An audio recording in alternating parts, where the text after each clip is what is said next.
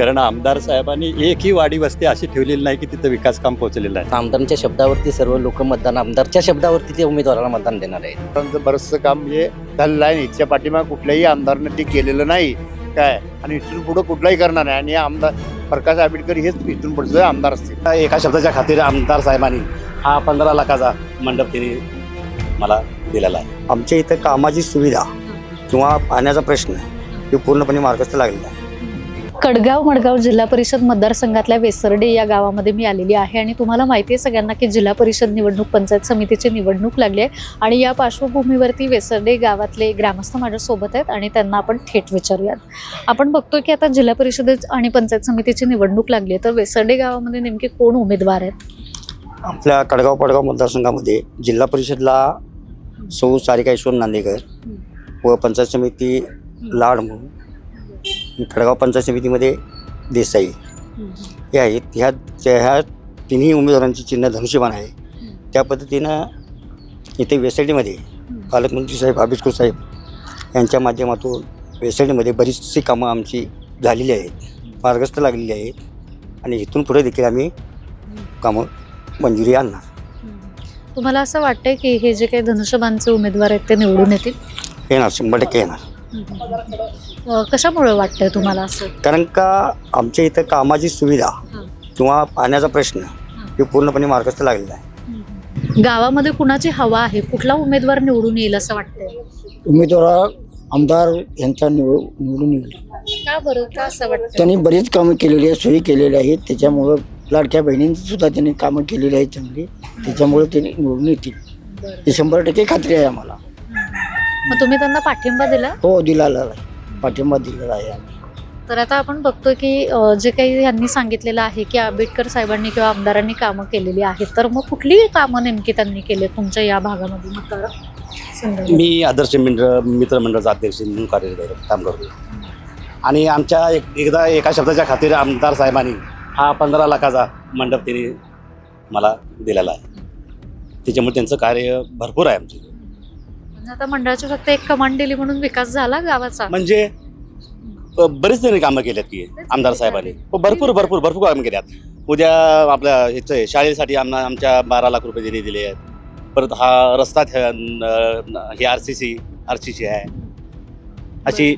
परत आमच्या गावच्या देवळासाठी जवळजवळ त्यांनी बराच निधी त्यांनी दिला आहे. त्यामुळे भरपूर कार्य त्यांचं आहे. तर आता आमदारांनी जे काही तुमच्या गावामध्ये या मतदारसंघामध्ये जी काही कामं केले, तर त्या कामांवरती इथले उमेदवार निवडून येतील असं म्हणायचंय? 100% निवडून येणार. म्हणजे आंबेडकरांचं काम आणि आंबेडकरांचं उमेदवारांचं काय, कारिवडे धरण प्रकल्प केलेला आहे, ढेडेची वाळे प्रकल्प केलेला आहे काय, सिमेंट कॉन्क्रीटचं कारिवडे रस्ता केलेला आहे, पूल केलेला आहे काय. त्याच्यामुळं आमदारांचं बरंचसं काम म्हणजे झालेलं आहे. इथच्या पाठीमागे कुठल्याही आमदारानं ते केलेलं नाही काय, आणि इथून पुढं कुठलाही करणार नाही. आणि आमदार प्रकाश आंबेडकर हेच इथून पुढचे आमदार असतील.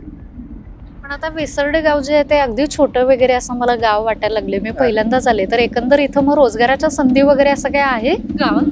रोजगार संधी आता उपलब्ध होणार आहे. इकडे कारखाना चालू आहे, तिकडे MIDC अकोर्डी चालू होणार आहे काय, असं बरंचसं आता नियोजन चाललेलं आहे सगळं काय. मग आता आंबेडकरांनी जी काही कामं केलेली आहेत, तर त्या कामावरती शिवसेनेचे जे आता इथं उमेदवार उभे राहिलेले आहेत, तर ते निवडून येतील का? म्हणजे गाव त्यांचं, नाव यांचं, असं होणार आहे इथे? तसं होणार नाही, पण आमदारांच्या शब्दावरती सर्व लोक मतदान, आमदारच्या शब्दावरती ते उमेदवाराला मतदान देणार आहेत. आणि त्यामुळेच आमदारांच्या कामाच्या स्वरूपाचाच बघून तो जो उमेदवार करतील त्याला मत ते लोक देणार आहेत. बरोबर आहे की आंबेडकरांनी काम केलंय. माझा प्रश्न तोच आहे की मग उमेदवारांचं काय काम असणार आहे? त्यांना जर तुम्ही संधी ते उमेदवार म्हणजे खालच्या स्तरावर काही अडचणी असतील, काहींना संकट एखादं आलं, काही असू दे, त्या ठिकाणी ते लोक आपल्या स्थानिकला ते भाग घेतात आणि जिथपर्यंत जायला लागेल त्या ठिकाणी त्यांना सहकार्य करतात. मग आता बाकीचे विरोधक पण असतील ना, मग त्यांचं पण काम आहे तेवढंच? तेच आपल्या लोकांचं काम करणार, आपली लोक आपल्या लोकांचं काम करणार आहेत. असं आहे. आता आमच्यासाठी अपंग आहे, आम्ही अपंग असून अपंगासाठी त्यांनी किती झटलेले आहेत. आता 2500 रुपये निधी आता त्यांनी अपंगासाठी दिला. मग तेवढं आमचं सहकार्य लाभलं ना त्यांना. अशा अजून कुठल्या योजना ज्या आहेत तर त्या गावापर्यंत, मतदारसंघापर्यंत आंबेडकरांनी पोहोचवले? श्रावणबाच्या योजना आहे, संजय गांधी पेन्शन असे बरेच पेन्शनचे असे कामं केले काय, असे जसे कामं झालेले आहेत. आता इथं व्यवहार दिलाय म्हणा किंवा अंतर्गत रस्ता असतील म्हणा, स्थानिक पाणी म्हणजे सगळं असं त्यांनी कामं बरेच केलेली आहेत. आता ज्या धनुष्यबाणाला तुम्ही एवढा सपोर्ट करताय तर त्या धनुष्यबाणाकडून येणाऱ्या काळामध्ये काय अपेक्षा आहे तुम्हाला? का वाटतंय असं की ते निवडून येतील? कारण कामाचा माणूस धनुष्यबाण म्हणून आम्ही ओळखतोय. आमदार साहेब हे कामाचे आहे. 25-30 वर्ष आता आम्ही इथं पाठीमागचा बरेच आमदार बघितले आणि हे 10-15 वर्षातले आमदार बघितले. हे आम्ही आमचे आमदार म्हणून आम्ही असं म्हणतो नाही, कामाच्या जोरावर आम्ही म्हणतोय की बरेच आमच्या त्यांच्या आम्ही कामाची अपेक्षा आहे.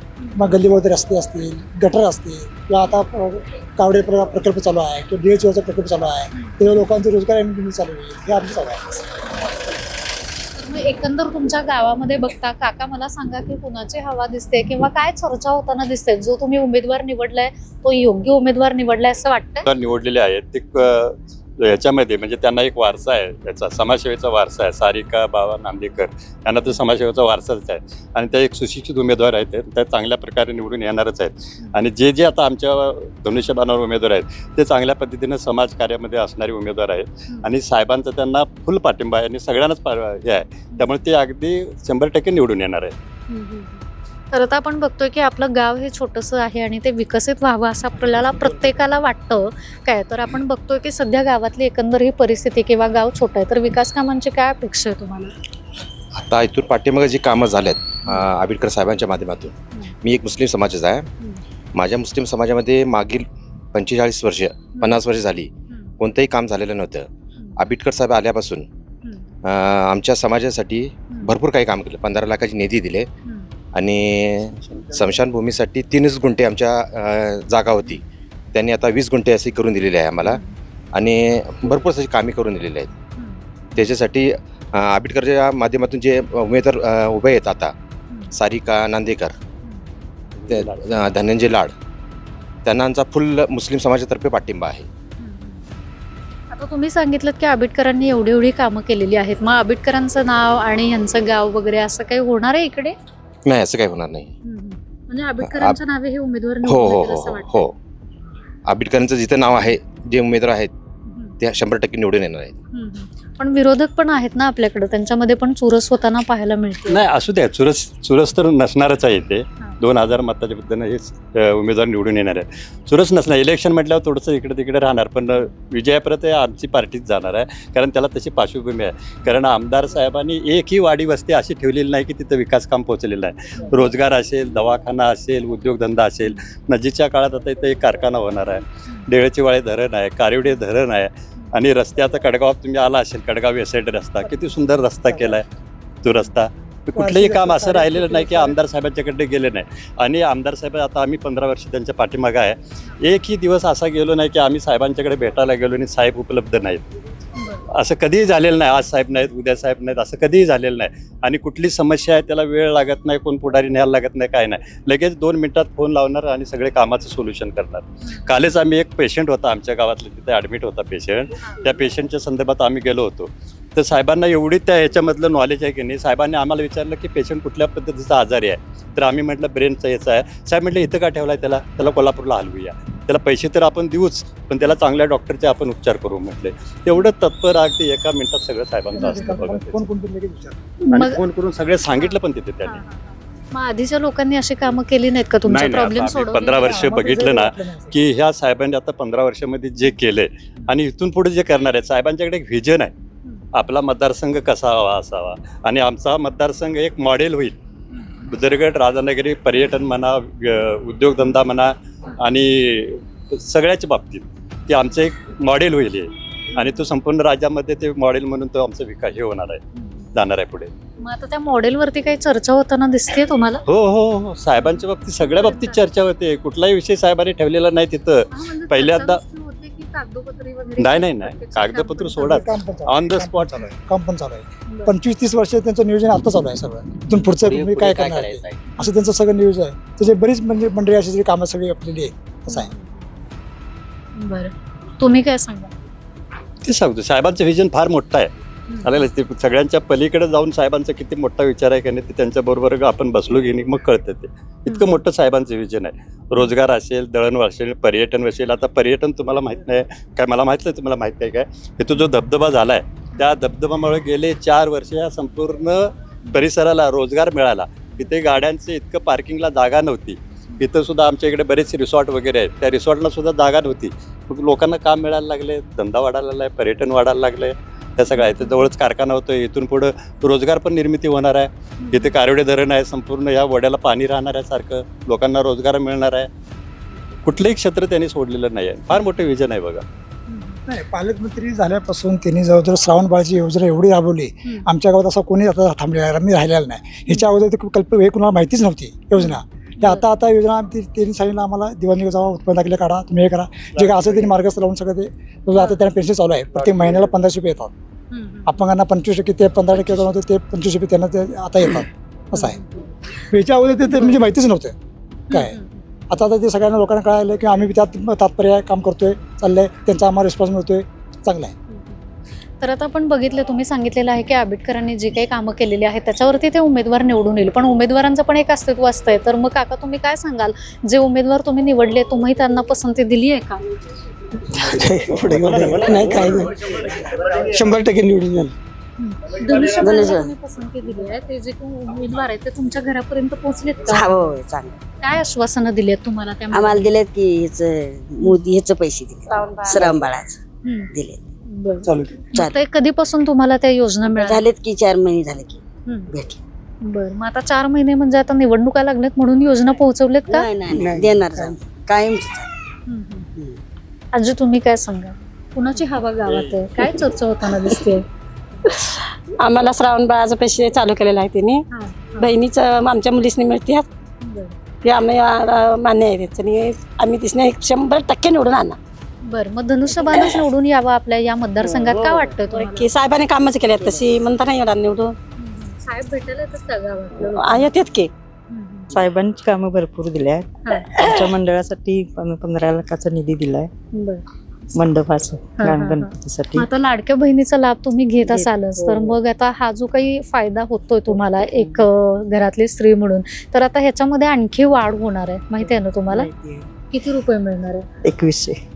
जसं बघायला गेलं तर आमदारांचं काम इथं भरपूर बोलण्याच्या पलीकडचं काम आहे. अतिशय त्यांनी सुंदर सगळ्यात दळण म्हणा, पाण्याचे क्षेत्र म्हणा किंवा रस्त्याची कामं म्हणा, अशी त्यांनी बरीच कामं मार्गी लावल्यात या 10 वर्षात. त्याच्यामुळे ते कमी पडणार नाही. तुम्ही पसंती दिली त्या उमेदवारांकडून तुम्हाला विकास कामांची काय अपेक्षा? मी नांदेकर कुटुंबीय, हे जवळजवळ ह्या भागातून लोकप्रिय झाले आहे आणि त्यांच्यासाठी लोकांची आत्मीयता भरपूर आहे. जर कोणाचं जरी संकटकाळी काय जरी झाला प्रॉब्लेम तरी ते अडचणीसाठी हजर राहतात.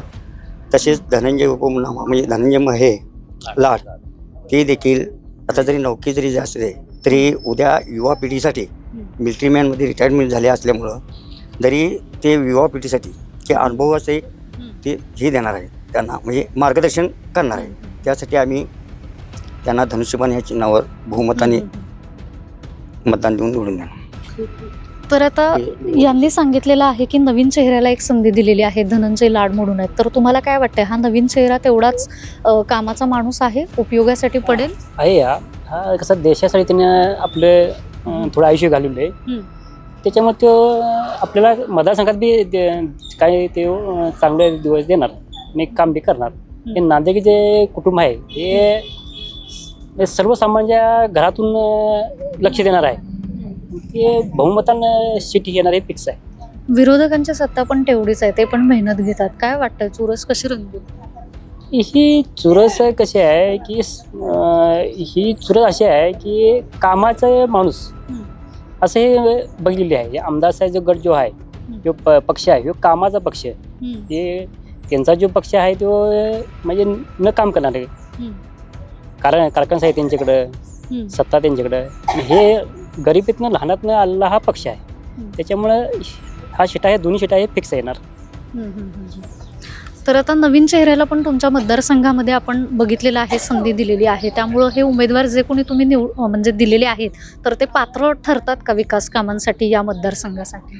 हो नक्कीच, कारण का नांदेकर साहेब होते, KG नांदेकर साहेब, त्यांनी पूर्वीपासून आपल्या भागाचा विकास केलेला आहे.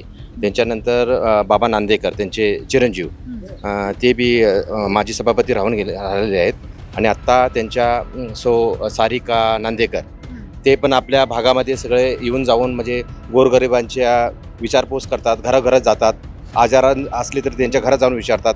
तर नक्कीच यावेळी सगळेजण त्यांना मत देऊन विजय करतील. तर आता आपण काका तुम्ही काय सांगाल या उमेदवारांबद्दल?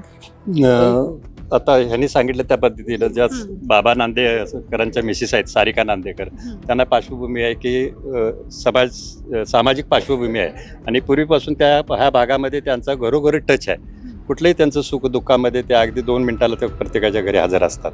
कुठलीही अडचण असो, त्यांना आर्थिक असू देत, कुठलीही असू देत, सगळ्यांना मदत करायचा त्यांचा पूर्वीपासूनचा स्वभाव आहे.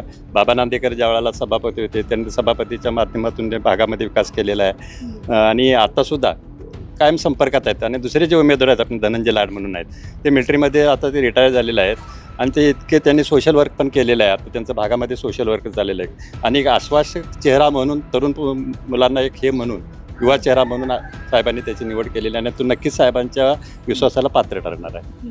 काका मला सांगा, वेसर्डे गावामध्ये जे काही आता उमेदवार उभे आहेत तर त्यांच्याकडून काय विकास कामांची अपेक्षा आहे तुम्हाला? कोण आहेत उमेदवार? सध्या आमच्या पार्टीकडून या ठिकाणी सारिका वहिनी नांदेकर या आमच्या पक्षाच्या वतीनं उभा आहेत आणि त्यांची या भागामध्ये त्यांचे पती बाबा नांदेकर यांच्या माध्यमातून भरपूर अशी कामं या भागामध्ये झाली आहेत. मग ते अंतर्गत शेतीतले रस्ते असतील, लहान लहान पूल असतील, म्हणजे आपल्या शेतीच्या म्हणजे कामामध्ये जोडलेले, या सर्व माध्यमातून बाबा नांदेकरांचा एक मोठा या ठिकाणी या कामाच्या निमित्तानं मोठं योगदान आहे. त्याच्यामुळं त्यांच्या पत्नींना या ठिकाणी आमच्या वेसर्डे पंचक्रोशीतून भरघोस असे मतदान होईल. आता वेसर्डे पंचक्रोशीमध्ये तुम्ही जो उमेदवार निवडलेला आहे तर तो तुम्हाला योग्य वाटतो का? विकास कामं ते करतील अशी अपेक्षा आहे तुम्हाला? हो, आम्हाला आहे. ते औषध करतील अशी आम्हाला पूर्ण खात्री आहे. आणि या कृषीतून नांदेकर मॅडम 100% येतील याची आम्हाला खात्री आहे. आता ते धनंजय लाड जे आहेत तर ते सुद्धा पंचायतसाठी उभे राहिलेले आहेत. मग नवीन चेहऱ्याला आपण आता पसंती दिली आहे, मग त्यांच्याकडून काय वाटतं, अपेक्षा आहेत निवडून येतील? कारण विरोधक पण तेवढंच काम करतात. नाही तरी आम्हाला आमची अशी भावना आहे की ते पण काय ना काय फाईट करतील आणि त्यांच्या वतीने पण आम्हाला पण शुभकामना आहे. ते यावर्षी आमची पण पूर्ण इच्छा आहे. ते का निवडून यावे दोघे असं तुम्हाला वाटतंय? म्हणजे काय गावाचा विकास होईल, या मतदारसंघाचा विकास होईल? सध्या मॅडम आमच्या राधानगरी बुद्रुकचे आमदार, जिल्ह्याचे पालकमंत्री प्रकाश आंबेडकर यांच्या माध्यमातून या ठिकाणी या भागाचा भरपूर असा विकास झालेला आहे. थोडंसं बोलायचं झालं तर आमच्याच माध्यमातून या ठिकाणी आम्ही आमच्या गावासाठी जवळजवळ 20-25 लाखाचा निधी आमदार साहेबांच्याकडून आम्ही उपलब्ध केलेला आहे. आणि ज्यावेळी आम्ही आमदार साहेबांच्याकडे निधी मागायला जातो त्यावेळी कोणत्याही प्रकारची ना नसते. त्यामुळं इथं भरपूर असे आमच्या पंचकृषीमध्ये आमदारांच्या माध्यमातून भरपूर असे सोय झाली आहे. आणि मला वाटते जो सुज्ञ नागरिक आहे तो या कामांना विसरणार नाही आणि या कामांचा विसर न करता तो 100% आमच्या पार्टीशी सहमत असेल. कडगाव मडगाव जो जिल्हा परिषद मतदारसंघ आहे तर वेसर्डे गावातल्या ग्रामस्थांनी धनुष्यबाणाला पाठिंबा दिलाय, हे नक्की.